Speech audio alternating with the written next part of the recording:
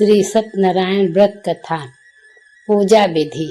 श्री सत्यनारायण की व्रत कथा के लिए पूर्णिमा व संक्रांति के दिन स्नान आदि से निवृत्त होकर पूजा गृह में आसन पर बैठकर श्री गणेश, गौरी, वरुण, विष्णु आदि समस्त देवताओं का स्मरण कर पूजन करें और यह संकल्प करें कि मैं सदैव श्री सत्यनारायण की आराधना तथा कथा श्रवण करूँगा।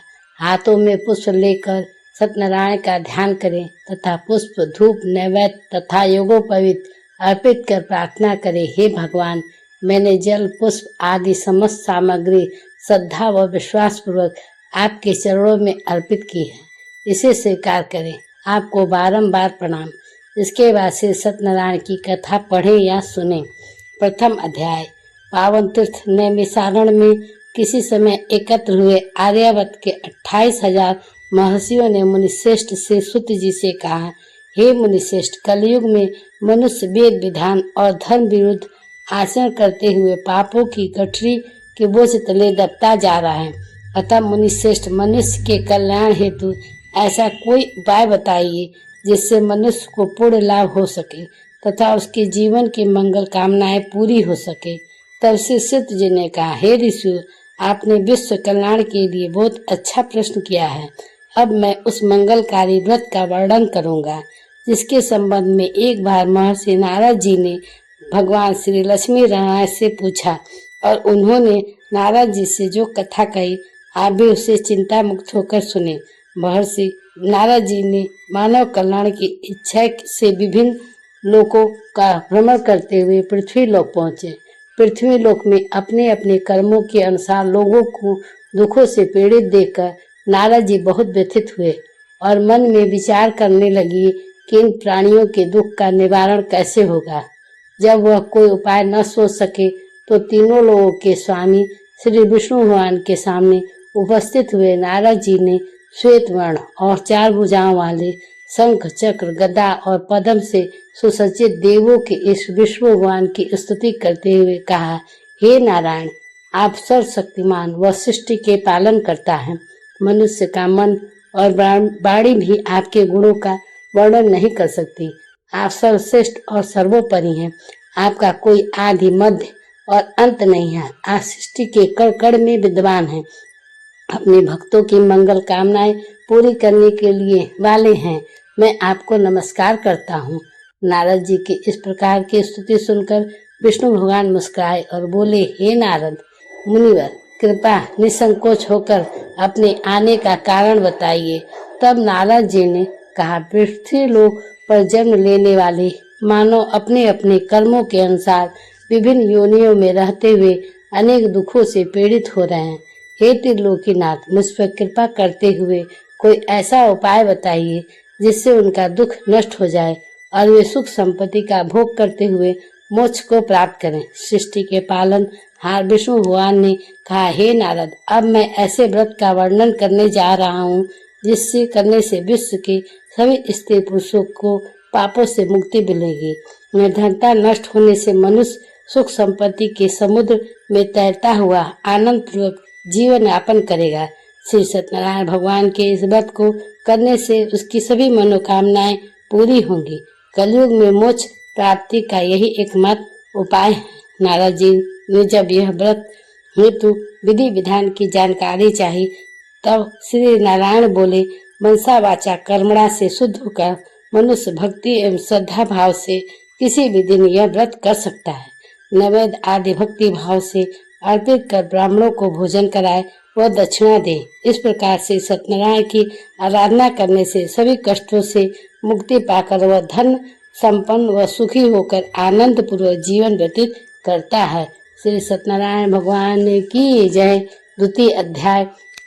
श्री सत्य जी बोले, हे ऋषियों, मनुष्य, अब मैं आप सबको उस निर्धन ब्राह्मण की कथा सुना रहा हूँ जिसने श्री सत्यनारायण भगवान का सबसे पहले व्रत किया।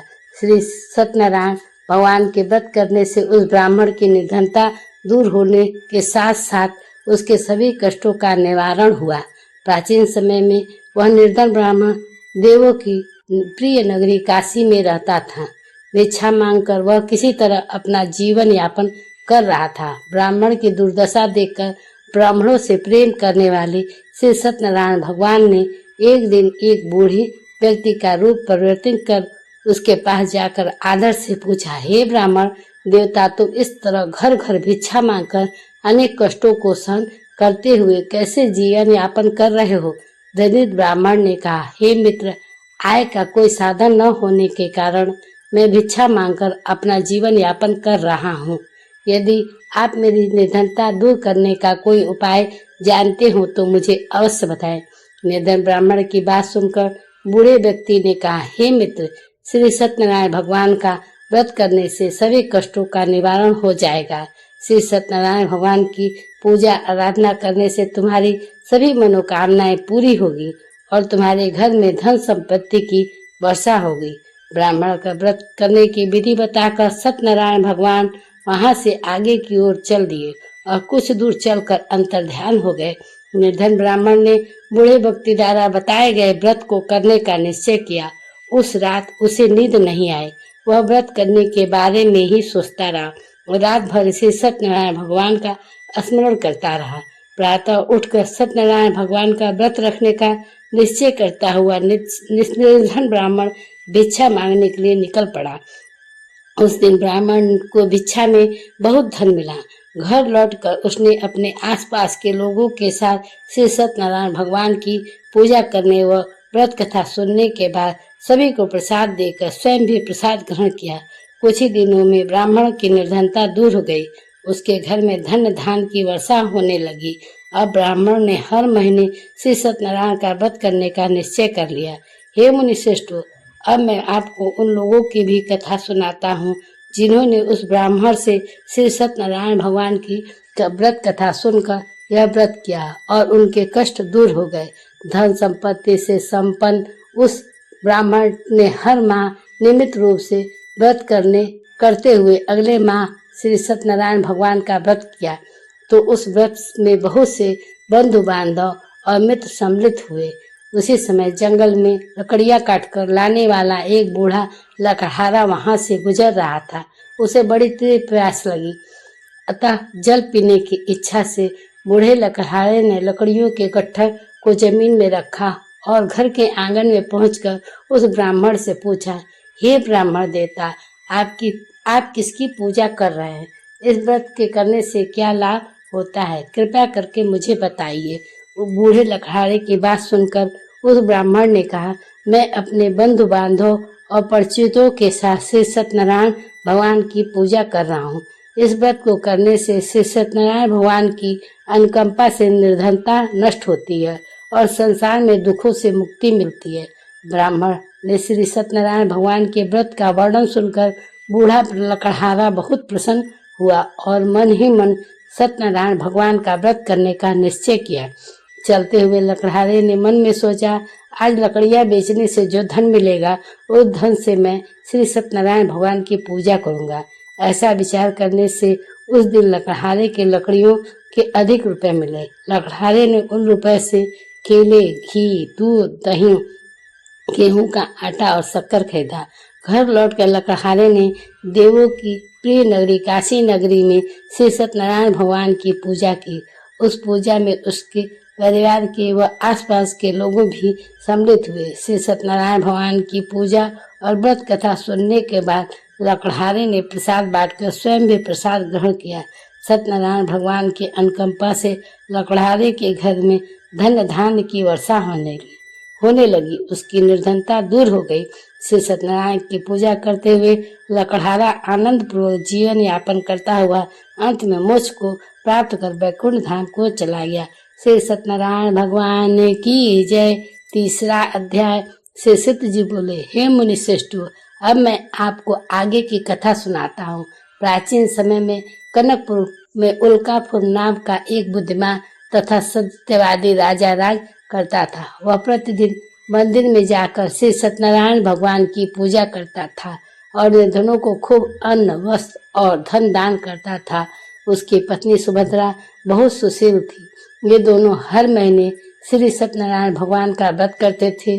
श्री सत्यनारायण के अनुकंपा से उनके महल में धन संपत्ति के भंडार भरे थे। उनकी सारी प्रजा बहुत आनंद से जीवन यापन कर रहे थे। एक बार राजा और रानी बहुत से लोगों के साथ जब भद्रशिला नदी के किनारे श्री सत्यनारायण की पूजा कर रहे थे तो नदी के किनारे एक बड़ी नौका आकर ठहरी। उस नाव में एक धनी व्यापारी यात्रा कर रहा था। बहुत सा धन कमाकर अपने नगर को लौट रहा था। उसका सारा धन उस नाव में रखा हुआ था। नाव से उतरकर व्यापारी राजा के समीप के पहुंचा। राजा को पूजा करते हुए देखकर उसने कहा, हे राजन, आप इन सब लोगों के साथ मिलकर किसकी पूजा कर रहे हैं? इस पूजा करने से मनुष्य को क्या लाभ होता है? राजा ने व्यापारी से कहा, हम हर पूर्णिमा को सत्यनारायण का व्रत करते हैं और फिर पूजा अर्चना के बाद भगवान का प्रसाद लोगों को बांटकर स्वयं भी प्रसाद ग्रहण करते हैं। सत्यनारायण भगवान की पूजा से अपनी संतान को संतान प्राप्त होती है, दुखियों के दुख दूर होते हैं। राजा की बात सुनकर व्यापारी ने कहा, हे राजन, मैं भी सत्यनारायण भगवान का व्रत करना चाहता हूँ, कृपया मुझे इस व्रत करने की विधि बताइए। राजा ने व्यापारी को सत्यनारायण व्रत की पूरी विधि बताई। राजा ने व्रत कथा सुनने के बाद व्यापारी को भी प्रसाद दिया। श्री सत्यनारायण भगवान का स्मरण करते हुए व्यापारी ने प्रसाद ग्रहण किया और वापस लौटकर अपनी पत्नी लीलावती से कहा, हमारे कोई संतान नहीं है। कनकपुर के राजा उल्कापुरख ने मुझे बताया है कि श्री सत्यनारायण भगवान का व्रत करने और उनकी कथा सुनने से सभी मनोकामनाएं पूरी होती है। यदि सत्यनारायण भगवान की अनुकंपा से हमारे कोई संतान हुई तो मैं भी श्री सत्यनारायण भगवान का व्रत अवश्य करूंगा। व्यापारी के ऐसा निश्चय करने से कुछ समय बाद लीलावती गर्भवती हुई। 10वें महीने उसके गर्भ से एक सुंदर कन्या को जन्म दिया। व्यापारी की पुत्री जन्म पर बहुत खुशियां मनाई, लेकिन सत्यनारायण भगवान का व्रत नहीं किया। जब उसकी पत्नी लीलावती ने पति से श्री सत्यनारायण भगवान का व्रत करने के लिए कहा तो वह बोला, अभी क्या जल्दी है, मैं इधर व्यापार में बहुत व्यस्त हूँ, मुझे अभी फुर्सत नहीं है। जब अपनी बेटी बड़ी हो जाएगी और इसका विवाह करूंगा तो मैं अवश्य ही श्री सत्यनारायण भगवान का व्रत करूंगा। अपने पति के वचन सुनकर लीलावती चुप हो गई। व्यापारी की कन्या कलावती शुक्ल पक्ष की चंद्रमा की तरह तेजी से बड़ी होने लगी। पलक झपकते ही 16 वर्ष बीत गए। एक दिन व्यापार में बहुत सा धन कमाकर घर लौट रहे व्यापारी ने अपनी बेटी को सहेलियों के साथ उपवन में घूमते देखा तो उसके विवाह की चिंता होने लगी। व्यापारी ने कलावती के लिए सुयोग्य वर ढूंढने के लिए सेवकों को दूर दूर नगर में भेजा। व्यापारी के सेवक कंचनपुर नगर पहुंचे। उस नगर में उन्होंने एक वणिक पुत्र को देखा। वणिक का बेटा अत्यंत सुंदर और गुणवान था। सेवकों ने वापस लौटकर व्यापारी को उस वणिक के बेटे के बारे में बताया। व्यापारी उस सुंदर लड़के को देखकर बहुत प्रसन्न हुआ और कलावती का विवाह बहुत धूमधाम से उसके साथ कर दिया। दहेज में उसने वणिक पुत्र को बहुत सा धन दिया। कलावती का विवाह भी हो गया, लेकिन व्यापारी ने श्री सत्यनारायण का व्रत नहीं किया। लीलावती ने अपने पति से कहा, नाथ, आपने कलावती के विवाह पर श्री सत्यनारायण भगवान का व्रत करने का निश्चय किया था, अब तो आपको व्रत कर लेना चाहिए। पत्नी की बात सुनकर व्यापारी ने कहा, अभी तो मैं अपने दामाद के साथ व्यापार के लिए जा रहा हूँ। व्यापार से लौटने पर श्री सत्यनारायण भगवान का व्रत पूजा अवश्य करूंगा। यह कहकर व्यापारी ने कई नावों में सामान भरा और अपने दामाद तथा सेवक के साथ व्यापार के लिए निकल पड़ा। उस व्यापारी द्वारा बार बार व्रत का निश्चय करने और फिर व्रत न करने से श्री सत्यनारायण भगवान क्रोधित हो गए और व्यापारी को दंड देने का निश्चय किया। व्यापारी अपने दामाद के साथ रत्नपुर में पहुंचकर व्यापार करने लगा। एक दिन कुछ चोर महल में चोरी कर भाग रहे थे। सैनिक उनका पीछा कर रहे थे। भागते हुए चोरों ने सैनिक से बचने के लिए चोरी का धन अवसर पाकर व्यापारी की नाव में छिपा दिया। खाली हाथ चोर आराम से भाग गए। चोरों को पीछा करते हुए सैनिक व्यापारी के पास पहुंचे। उन्होंने व्यापारी की नाव की तलाशी ली तो उन्हें राजा का चोरी गया धन मिल गया। तब सैनिक व्यापारी और उसके दामाद को बंदी बनाकर राजा के पास ले गए। राजा ने उन दोनों को बंदी गृह में डाल दिया और उनका सारा धन ले लिया। श्री सत्यनारायण के प्रकोप से उधर लीलावती पर भी मुसीबतों का पहाड़ टूट गया। उसके घर में चोरी हो गई और चोर सारा धन चुरा ले गए। घर खाने के लिए अन्न नहीं बचा। भूख प्यास से व्याकुल होकर व्यापारी की बेटी कलावती एक ब्राह्मण के घर गई। उस ब्राह्मण के घर में श्री सत्यनारायण भगवान का व्रत कथा हो रही थी। उसने भी वहां बैठकर व्रत कथा सुनी और प्रसाद दिया। घर लौटकर कलावती ने अपनी माँ लीलावती से सारी बात बताई। कलावती से श्री सत्यनारायण भगवान की व्रत कथा की बात सुनकर लीलावती ने भी व्रत करने का निश्चय किया। अगले दिन लीलावती ने अपने परिवार और आसपास के लोगों के साथ श्री सत्यनारायण भगवान की पूजा की। पूजा के बाद सबको प्रसाद बांटकर स्वयं भी प्रसाद ग्रहण किया। लीलावती ने अपने पति और दामाद के घर लौट आने की मनोकामना से श्री सत्यनारायण भगवान का व्रत किया था। लीलावती के विधि पूर्वक व्रत करने और प्रसाद ग्रहण करने से श्री सत्यनारायण भगवान प्रसन्न होकर उसकी मनोकामना पूरी की। उन्होंने राजा चंद्रकेतु को स्वप्न में दर्शन देकर कहा, हे राजन, व्यापारी और उसका दामाद बिल्कुल निर्दोष हैं। सुबह उठते ही दोनों को मुक्त कर दो। उन दोनों का सारा धन भी वापस लौटा दो। यदि तुमने ऐसा नहीं किया तो मैं तुम्हारा सारा वैभव नष्ट कर दूंगा। इतना कहकर श्री सत्यनारायण भगवान अंतर्ध्यान हो गए। प्रातः होते ही राजा चंद्रकेतु ने अपने मंत्रियों और राज्यवासियों को रात के स्वप्न की बात बताई तो सबने व्यापारी और उसके दामाद को छोड़ने के लिए कहा। राजा चंद्रकेतु ने तुरंत उस व्यापारी और उसके दामाद को छोड़ दिया। उनका सारा धन भी वापस कर दिया। इस प्रकार श्री सत्यनारायण भगवान की अनुकंपा से व्यापारी और उसका दामाद दोनों खुशी खुशी अपने नगर की ओर चल गए। श्री सत्यनारायण भगवान ने की जय। चतुर्थ अध्याय। श्री सुत जी बोले, उस व्यापारी ने अपने दामाद के साथ शुभ मुहूर्त में नावों द्वारा रत्नासपुर से प्रस्थान किया। लंबी यात्रा करने के बाद व्यापारी ने एक नगर के किनारे नाव को रोककर भोजन किया और फिर दोनों विश्राम करने लगे। तभी श्री सत्यनारायण भगवान साधु के रूप में व्यापारी के पास पहुंचे और पूछा, हे बड़िक, तेरी नाव में क्या सामान लदा हुआ है? व्यापारी ने मन ही मन सोचा, दंडी साधु अवश्य कुछ मांगने की इच्छा से सामान के बारे में पूछ रहे हैं। यह सोचकर व्यापारी ने झूठ बोला, हे दंडी स्वामी, मेरी नाव में तो बेल और पत्ते भरे हुए हैं। व्यापारी के झूठ वचन सुनकर सत्यनारायण भगवान ने क्रोधित होते हुए कहा, हे बस, जो तुमने कहा वैसा ही होगा। इतना कहकर सत्यनारायण भगवान कुछ दूर जाकर अंतर्ध्यान हो गए। उधर व्यापारी दंडी स्वामी को वहां से खाली हाथ लौटाकर बहुत प्रसन्न हुआ। लेकिन जब व्यापारी ने अपनी नाव में बेल और पत्ते भरे हुए देखे तो वह जोर जोर से विलाप करने लगा और मन ही मन अपने झूठ बोलने पर प्रायश्चित करने लगा। रोते रोते व्यापारी मूर्छित हो गया। कुछ देर बाद उसकी मूर्छा नष्ट हुई तो फिर वह विलाप करने लगा।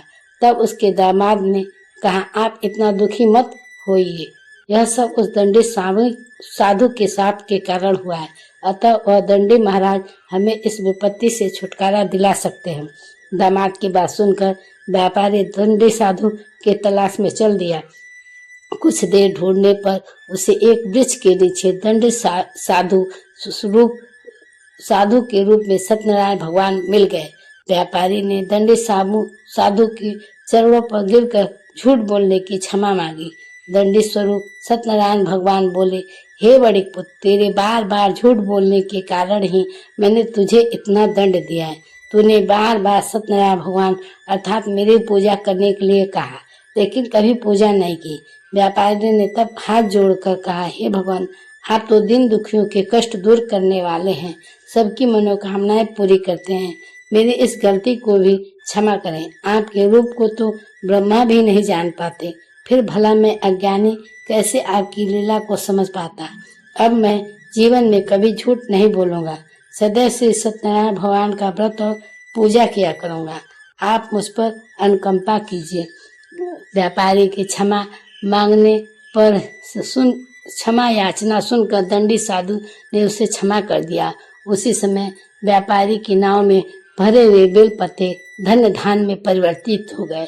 व्यापारी ने अपने सेवकों के साथ अगले दिन सत्यनारायण भगवान का व्रत करके उनका पूजा की, सबको प्रसाद वितरित करके स्वयं प्रसाद ग्रहण किया। इसके बाद व्यापारी ने अपने नगर की ओर प्रस्थान किया। अपने नगर में पहुंचकर व्यापारी ने एक सेवक को अपने घर भेजा।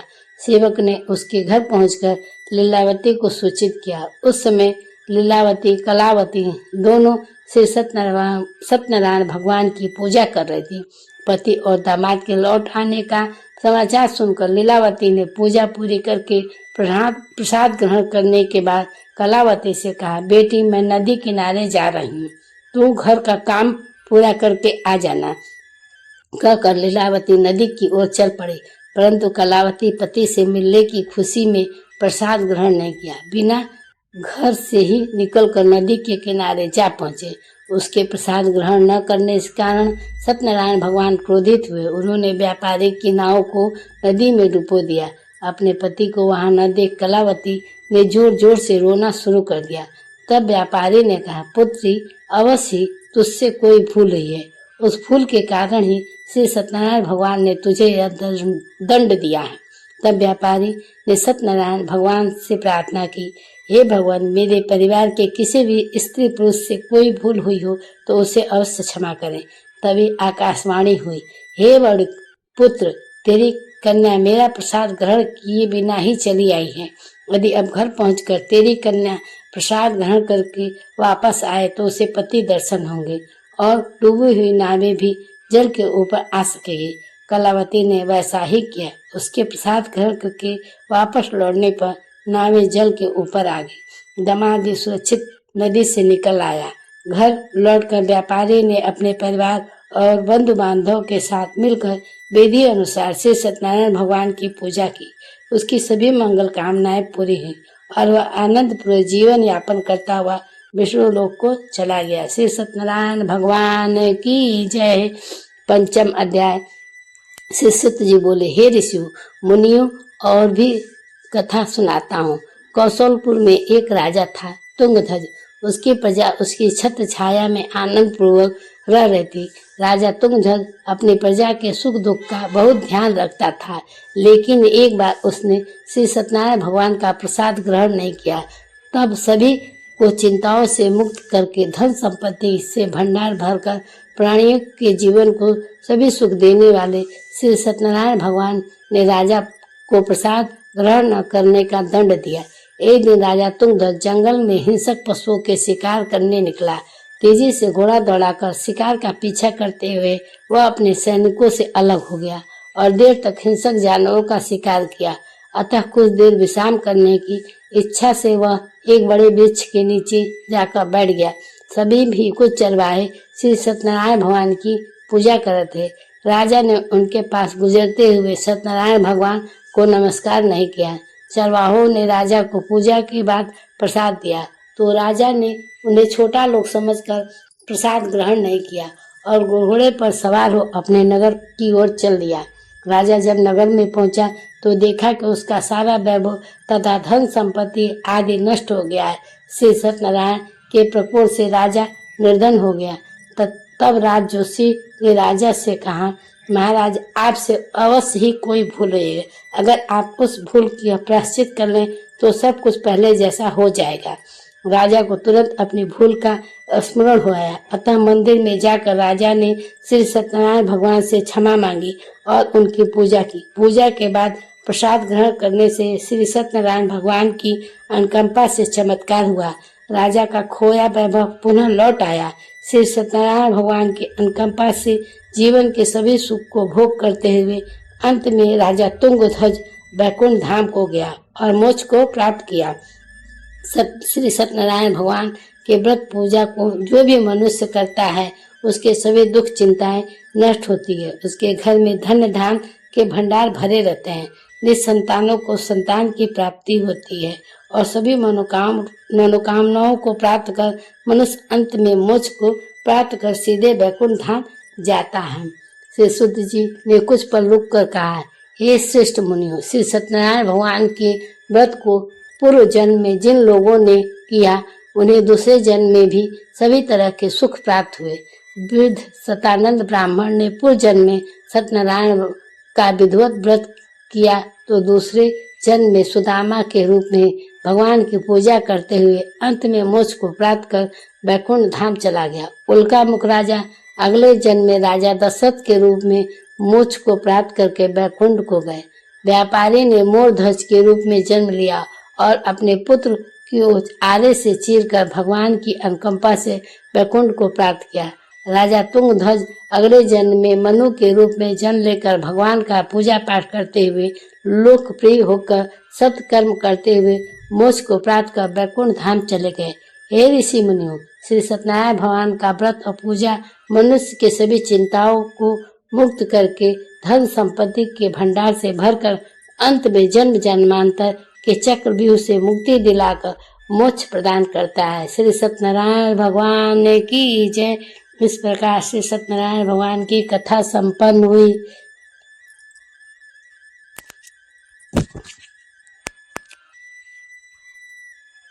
ऐसे ही भक्ति से जुड़ी बातों को जानने के लिए हमारे चैनल को सब्सक्राइब करें और घंटी का बटन दबा दें। अगर वीडियो पसंद आए तो उसे लाइक जरूर करें। बाबा भोलेनाथ की कृपा दृष्टि आप पर सदैव बनी रहे। हर हर महादेव की जय।